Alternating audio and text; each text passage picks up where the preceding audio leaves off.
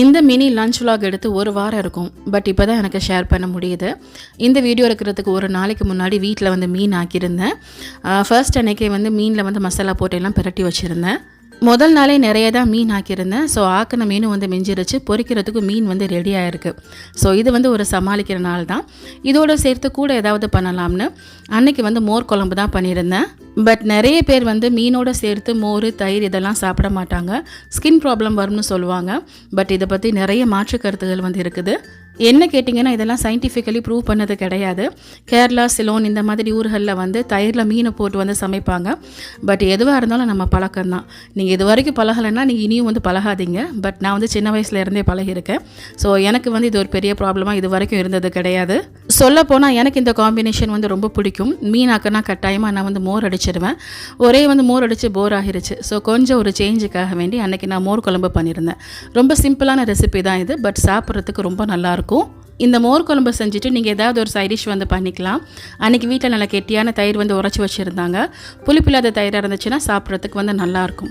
So இந்த தயிரில் நான் தேவையான அளவுக்கு உப்பு சேர்த்துட்டு ஒரு விஸ்க் வச்சு நல்லா பீட் பண்ணி வந்து எடுத்துக்கிறேன். அப்புறம் கொஞ்சமாக தண்ணி சேர்த்துக்கிறேன். இந்த மோர் குழம்பு நல்லா கெட்டியாக தான் வந்து இருக்கணும். கேரளாவில் இந்த மோர் குழம்பு நல்ல புளிப்பான தயிரில் தான் செய்வாங்க. பட் நம்ம சைடில் அந்த அளவுக்கு தயிர் புளிப்பாக இருந்துச்சுன்னா வந்து டேஸ்ட் வந்து யாருக்குமே வந்து பிடிக்காது. ஸோ உங்களுக்கு பிடிச்ச மாதிரி நீங்கள் வந்து தயிர் எடுத்துக்கோங்க. இப்போ நான் ஒரு மண் சட்டி எடுத்திருக்கேன். அதில் தேங்காய் எண்ணெய் சேர்த்துட்டு கடுகு, வெந்தயம், அப்புறம் வந்து 2 காஞ்ச மிளகாய், 2 கொத்து கருவேப்பிலை இதெல்லாம் போட்டு தாளிச்சிக்கிறேன். வெந்தயம் வந்து ரொம்ப கொஞ்சமாக சேர்த்தா போதும். நான் சொன்ன மாதிரி கேரளாவில் இந்த வெந்தயத்தை வந்து வறுத்து பொடிச்சு மோர் குழம்புல சேர்ப்பாங்க. அவங்கள்ட்ட ரெடி ஸ்டாக்காக எப்போவுமே வந்து இருக்கும். ஸோ நம்மக்கிட்ட அதெல்லாம் இருக்காது. ஸோ நாம் வந்து தாளிப்புலேயே வந்து சேர்த்துக்கலாம். ஸோ தாளித்த பிறகு மீடியம் சைஸில் 3 பல்லாரி வெங்காயம், 2 பச்சை மிளகாய் இதெல்லாம் வந்து ஸ்லைஸ் பண்ணி போட்டுக்கிறேன்.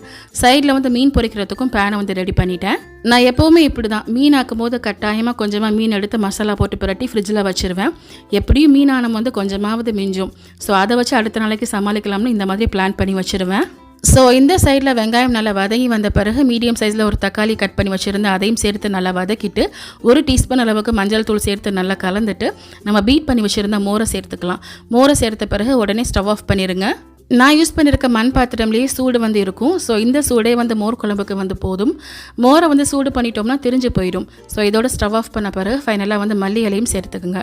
ஸோ இந்த மெத்தடில் கட்டாயமாக மோர் குழம்பு ட்ரை பண்ணி பாருங்கள். செம்ம டேஸ்ட்டாக இருக்கும்.